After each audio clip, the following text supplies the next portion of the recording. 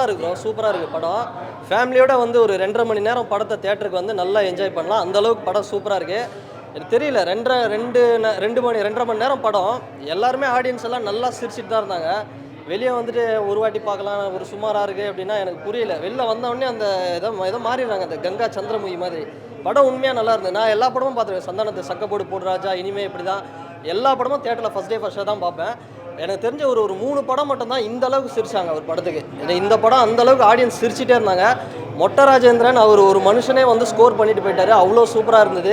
நிழல்கள் Ravi sir, படத்தில் வர costings எல்லாருமே வந்து சிரிக்க வச்சுட்டு தான் இருந்தாங்க. டிஃப்ரெண்ட்டான கான்செப்ட், டீம் எஃபர்ட் இந்த படம் ரொம்ப நல்லாயிருக்கு. ஃபேமிலியோட நல்லா வந்து பார்ப்பாங்க. வீக்கெண்ட் நல்லா சம்மர் என்ஜாய் பண்ணலாம். குழந்தைங்களாம் கூட்டிகிட்டு வந்து அந்த அளவுக்கு படம் சூப்பராக இருக்குது, நல்லா இருக்குது, ஃபஸ்ட் கிளாஸாக இருக்குது. காமெடி படத்தில் நிறைய காமெடி வந்து லேக் ஆகும்பாங்க. ஏன்னா ஃபுல் டைம் வந்து யாரையும் சிரிக்க வைக்க முடியாது. உங்களுக்கு இங்கே லேக் ஃபீல் ஆகும்? இல்லை, இது என்னென்னா சந்தானம் சார் படத்தில் இதுக்கு முன்னாடி வந்த படம்லாம் வந்து கொஞ்சம் காமெடி வந்து சீரியஸ்னஸ் கம்மியாக இருக்கும், காமெடி நிறைய இருக்கும்.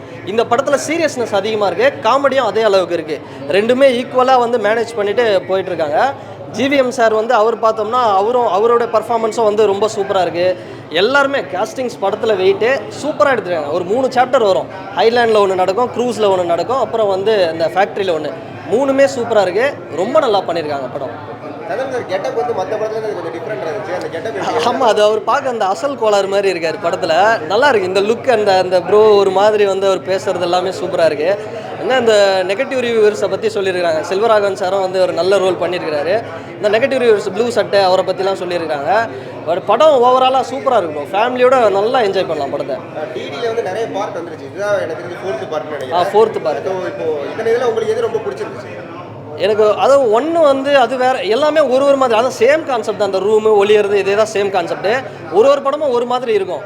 பட் இந்த படம்னா அது எல்லாத்த விட கொஞ்சம் நல்ல பட்ஜெட் செலவு பண்ணி ரொம்ப சூப்பராக டிஃப்ரெண்ட்டாக லொக்கேஷன் நல்லா இன்ட்ரெஸ்டிங்காக. யாஷிகா ஆனந்த் அவங்கள பற்றி சொல்லி ஆகணும். என்னடா இது ஓப்பனிங்கில் பார்க்கும்போது யாஷிகா ஆனந்த் இது யாஷிகா ஆனந்த் தானான்ற அளவுக்கு வந்து காமிச்சிருந்தாங்க.